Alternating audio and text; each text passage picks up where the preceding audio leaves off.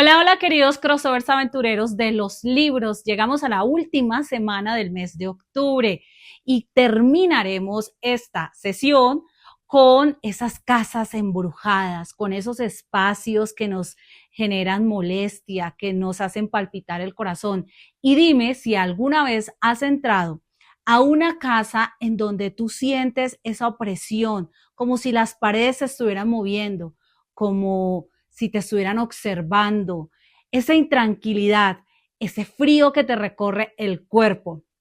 Hoy ingresaremos a casas embrujadas de la mano de Shirley Jackson con La maldición de Hill House, con Julio Cortázar y su cuento Casa Tomada, y terminaremos con Laila Martínez y su obra Carcoma. Tres tipos de historia que te harán pensar si pasarías una noche, tan siquiera una, en estas viviendas. Démosle play.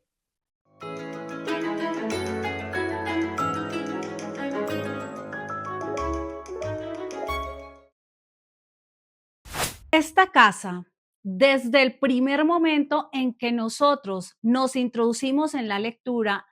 la autora, o en este caso mejor, la narradora, se ha empecinado en mostrarla como un ser vivo, como alguien que siente. No es un objeto, no es un cúmulo de ladrillos y paredes y en un terreno rodeado de colinas, no. Desde el primer momento en Hill House, nosotros vamos a ver desde la mirada de Eleanor, la protagonista de esta historia de Shirley Jackson, La maldición de Hill House, cómo observa y cómo se compenetra con esta casa, una casa de la que se dice que ha nacido maldita, que era una casa donde no podía caber ni la bondad ni el amor. Era un espacio construido, si bien por parte de su dueño, por la persona que la ideó para darle a su familia esta gran mansión. Lo cierto es que los secretos están ahí en las paredes, en los pasillos, en los sonidos, en las risas que se escuchan, en las puertas que se están cerrando constantemente, y la misma arquitectura de la casa está diseñada casi que para enloquecer los sentidos de las personas que se atrevan a habitarla. Y lo que sucede acá con Hill House es que esta casa ha permanecido sola durante aproximadamente 80 años, pero hay un doctor, el doctor Montaigne, que es un doctor en filosofía, que está interesado en descubrir todos los efectos paranormales que se puedan dar ahí, todos los sucesos que son extraños que se puedan dar ahí. Esta es su gran pasión. Y él decide rentar la casa durante un verano y le envía cartas a dos mujeres que él ha estado investigando que en algún momento de su vida tuvieron algún tipo de relación con con esta clase de fenómenos. Y estos son Teodora y Eleanor. La historia, como les he explicado un momento, va a estar contada desde la visión de Eleanor. Y nosotros vamos a ver todas estas situaciones, estos desajustes que se dan en el interior de la casa, pero también cómo la mirada de cada uno de estos integrantes va cambiando y cómo la misma Eleanor es la que termina trastocando mucho más su mente. La casa tiene una influencia muy fuerte en ella. Y esta es una mujer solitaria, esta es una mujer que ha estado cuidando a su mamá enferma durante 11 años, es una mujer que no ha tenido vida, que nadie la ha amado. Es el tipo de personaje perfecto para quedar atrapado en estas mansiones que tienen su propia esencia, que tienen esa capacidad de introducirse en la mente de personas como Eleanor, y es lo que nosotros vamos a ver a través de las páginas de Hill House. Y una de las características que tiene esta obra es justamente esa tensión que nosotros vamos sintiendo y vamos notando también cómo Eleanor cada vez sucumbe y sucumbe más al influjo de Hill House y cómo en su desesperación por pertenecer a algún lugar, este sitio que para los demás, para Luke, que es sobrino de la dueña de Hill House y algún día la va a heredar, para el doctor Montaigne y para la misma Teodora, que es un alma libre, es un espíritu que es todo lo contrario a Eleanor, se van a dar cuenta cómo ella es este ser que la misma Eleanor cree, siente que ha sido llamada y que esta casa va a ser como su otra vida, como su inicio. Y ese descenso hacia la locura es lo que a nosotros como lectores nos va a hacer preguntarnos quién está realmente embrujado. Si es la casa, si es esta forma en que los protagonistas y en que los demás personajes se van a introducir en ella y van a esperar todos estos fenómenos casi como si fuera una excursión, un experimento gracioso, o si es la misma Eleanor con su pasado, con sus frustraciones, con, sus, con su aislamiento social, la que nos está mostrando todo lo que ella ve, aunque puede ser que no sea de esta manera. Shirley Jackson, que era admirada por escritores como Stephen King, nos deja una narración donde estamos todo el tiempo como esperando que algo más grave suceda. Cuando uno lee un libro de terror, uno trata de hacer como ese paralelo entre una película de terror y un libro. Pero resulta que en la construcción de imágenes que nosotros mismos hacemos a través de la lectura es donde vamos a encontrar ese punto de tensión, de temor que se nos empieza a introducir a nosotros también en la piel. Y el final del libro, que es un libro realmente corto, nos deja con esa incógnita sobre Eleanor, sobre todo lo que sucedió ahí, sobre la actuación de los demás personajes y cuán importante era para ella permanecer en esta casa. Así que los invito a que se acerquen a La Maldición de Hill House, una obra que también ha tenido sus adaptaciones en la pantalla. Y si ustedes ya la conocen, por favor déjenme en comentarios si pasarían una noche en Hill House, le pagaran o no les pagaran. Ahora avancemos a un tipo de casa distinto. Y es en la ciudad de Buenos Aires, donde un par de hermanos viven en esta casa grande, familiar, heredada desde sus bisabuelos, y ellos son casi como un matrimonio de hermanos, podríamos decir. Son unos hermanos que se acompañan, que nunca se casaron, que viven casi que una vida contemplativa, rutinaria. Ella, Irene, con sus tejidos, y el narrador. Aquí también vamos a encontrar una narración en primera persona. Le lleva las lanas, se las compra, no tienen problemas de dinero porque pues, tienen unas tierras, pero esto que parece como tan aburrido, como una existencia sin altibajos, un día, por un sonido, la vida de este par de hermanos le va a dar la vuelta total a esa existencia pacífica. Y es que el hermano iba hacia la cocina y escucha un sonido. Y esta es una casa inmensa, estos caserones así que tenían zaguanes y pasillos y puertas que conducían a las otras estancias. Y poco a poco, sin que nosotros sepamos exactamente qué es lo que está causando estos sonidos y esta angustia en los personajes de la narración, que es bien cortita, pero es que aquí nosotros vamos a darnos cuenta, y si ustedes ya lo han leído, saben de qué estoy hablando, y es que Cortázar era un mago para introducirnos en una atmósfera precisa, en un cuidado de cada palabra que él estaba escribiendo para que como lectores nosotros pudiésemos crearnos todo el panorama de la narración y en pocas páginas, porque como les digo, este es un cuento bastante corto, pero con la suficiente potencia para cuando que nosotros llegamos al final decimos es que no puede ser lo que está pasando. No podemos creer cómo se desencadenan los hechos. No les puedo decir al final porque pues les haría spoilers, pero sí es una narración que tiene estos elementos de angustia, de zozobra, tiene un ritmo a la vez lento, pero que va creciendo ese temor a medida que los hermanos cada vez escuchan los sonidos más cerca y cada vez escuchan los sonidos más cerca y cada vez están ahí casi que susurrándoles al oído y las cosas que pierden. En Casa Tomada es una historia que nos habla también de ese miedo que pueden sentir las personas cuando las herencias que se cree que estarán siempre, que será como esta casa familiar que nos protege, que nos cobija, un día sencillamente ya no tendremos esa oportunidad. Y es lo que sucede con las obras que les estoy presentando hoy,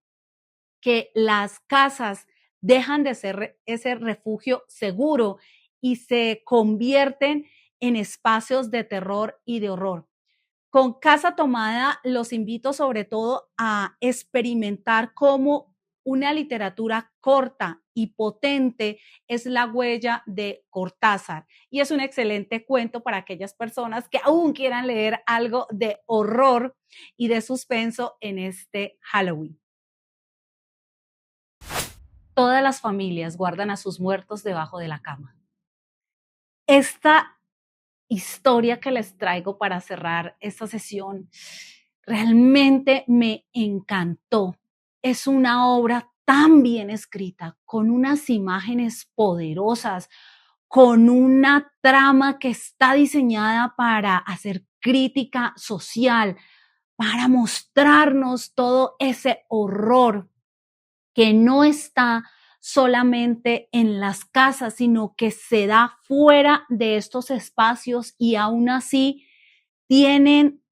la intensidad de pegarse a los muros, de quedarse entre los armarios, entre la argamasa que se utilizó para pegar los ladrillos. Les estoy hablando de la novela Carcoma de Laila Martínez. Y es que no hay un espacio como esta casa, porque la casa es prácticamente testigo, protectora de estas mujeres y a su vez es la que las mantiene confinadas entre el dolor, entre la rabia, heredados y propios. Es una mezcla de cómo esos sentimientos humanos, cuando nos están precisamente carcomiendo el interior,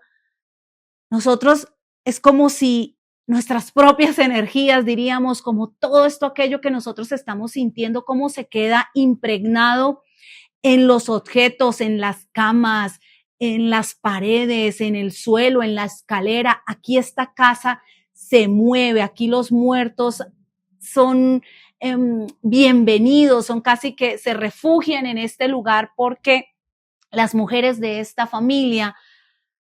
tienen la habilidad de estar con ellos, saben que ellos están ahí, saben que estas almas atormentadas llegan a esta casa buscando justamente este refugio. En esta casa que también fue construida en un terreno en el que nadie quería, pero esta persona, este patriarca de esta familia que fue la que la construyó,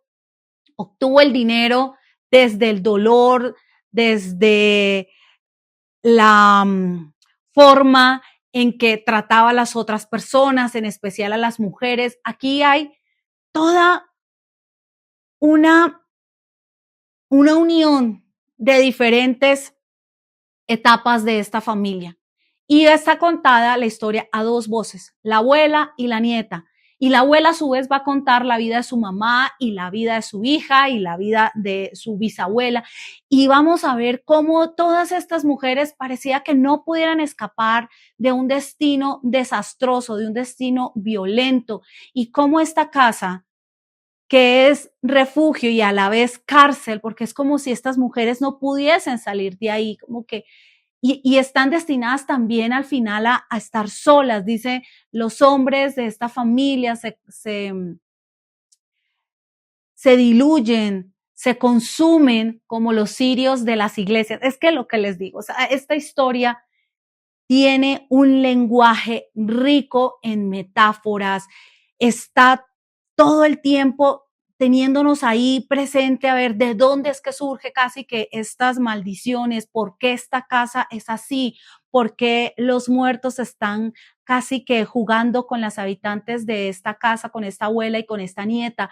Esa rabia que se destila, la nieta dice, esta vieja, esta mujer, o sea, hay un dolor también ahí, ella es huérfana, no saben qué pasó con su mamá, un día desapareció y nos muestra una realidad con respecto a la violencia contra las mujeres de una manera que no es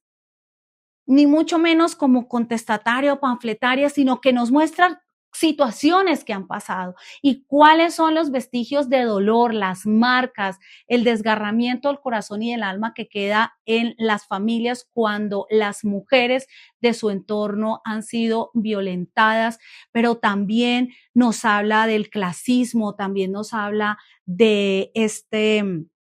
gótico rural, porque esta es una casa que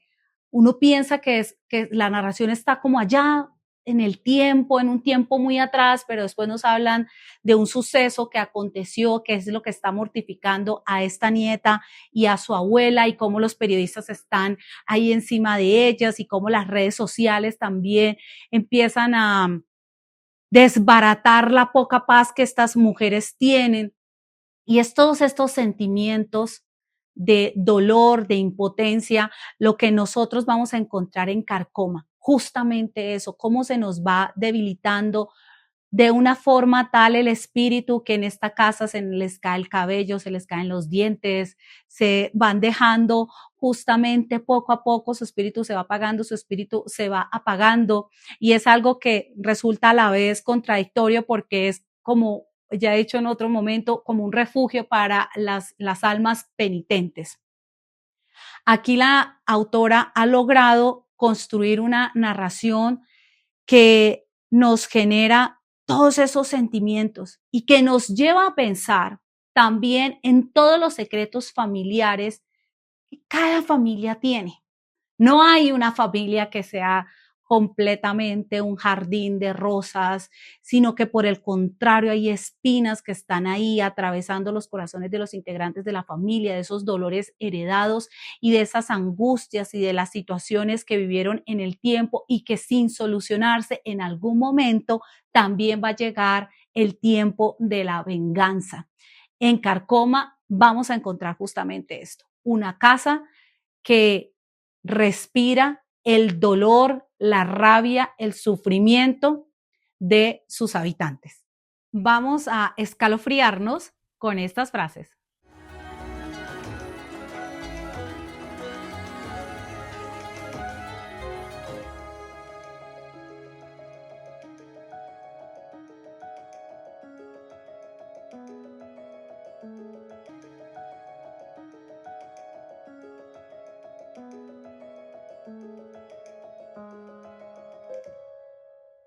Queridos crossovers aventureros de los libros, hoy quise presentarles 3 casas embrujadas, 3 casas que sienten, que palpitan con el dolor de los habitantes que las recorren, que nos están recordando entre las paredes, entre los muros,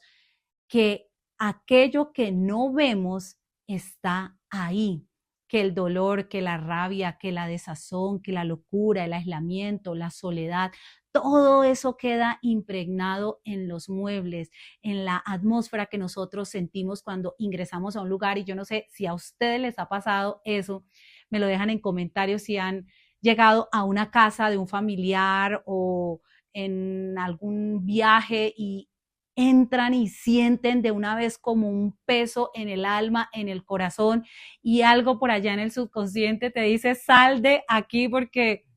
vas a correr peligro. Si les ha pasado, me lo dejan en comentarios. Y también me gustaría saber cuál de estos libros, de estas casas terroríficas, les ha llamado más la atención. ¿Con cuál empezarían? ¿Con Carcoma, con La maldición de Hill House o con este cuento corto Casa Tomada? Los autores de estas obras, por ejemplo, en el caso de Julio Cortázar, a él muchas veces le decían que creían que Casa Tomada se refería o era una alegoría al peronismo, a esta situación política que vivió la Argentina. Y él decía algo muy bonito con respecto a eso porque era la primera vez que él se daba cuenta de cómo los lectores que habían seguido sus obras tenían esa interpretación propia y cómo a la vez las obras justamente se conectan desde diferentes puntos de vista con quien las lee y que tratan a su vez de generar como un lazo con el autor. Y él decía que la verdad es que este cuento lo escribió por una pesadilla, él soñó este cuento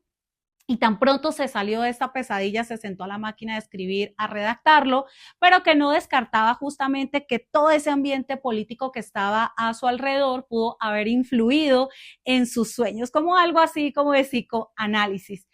Shirley Jackson, por su parte, era una mujer que murió muy joven, sobre 48 años, de un ataque al corazón, y fue una mujer que siempre estuvo como muy metida en todos estos temas como de oscuridad, le llamaban la atención, aunque también escribió libros para niños y es en ella donde se encuentra esta narración de tipo doméstico de las damas de las mujeres de los 50, 60, que contaban como su vida cotidiana y los procesos de crianza y todo dentro de este mundo estadounidense, pero su hijo decía que no, que efectivamente ella sí tenía su ouija y que ya le llamaba todo el tiempo la atención los temas del tarot y todo eso, o sea, había en ella como este halo místico, misterioso, que nosotros vamos a encontrar impregnado en La maldición de Hill House y en otras de sus obras.